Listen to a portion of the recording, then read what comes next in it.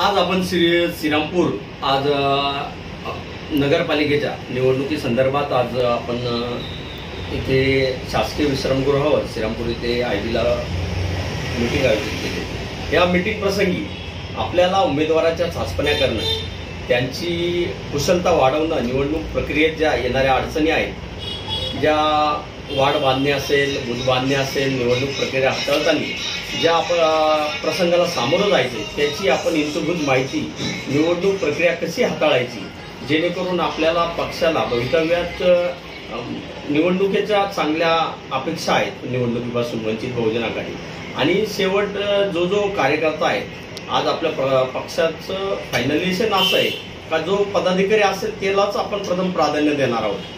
त्यासाठी आज वंचित बहुजन आघाडीच्या वतीने आज आपण उमेदवारांची चाचपणी करतो आणि निवडणुकीत श्रीरामपूर निवडणुकीत साधारण वंचित घटकाला ज्याला सत्तेत स्थान नाही अशा वंचित घटकाला न्याय देण्यासाठी आपण प्रयत्न करणार आहोत। आणि त्यांना वंचित म्हणून जे आहेत, मायक्रो ओबीसी असतील, मायक्रो ओबीसी असतील, SC ST NT VJNT, प्रत्येक समाजाला आपण न्याय देण्यासाठी वंचित बहुजन आघाडी। काही एक मोठ्या पक्षाचा एक बालबोला असायचा, किमान 10 लाख 5 लाखाची मागणी असायची, पण आज श्रद्धेय बाळासाहेब आंबेडकरांनी जो आपल्याला वंचित घटकाला जो प्लॅटफॉर्म निर्माण करून दिला का, ज्यात फक्त तुमची धमक असेल ना युवकांना, ज्या पद्धतीनं तुम्ही काम करताय का, ज्यात तुम्हाला जर लढण्याची जर उमेद असेल तर नक्कीच आज विजय आपण हस्तांतरित करू शकतो। हा भ्रम सोडून द्या का तुमच्याकडे पैसा असेल तरच निवडणूक लढली जाते।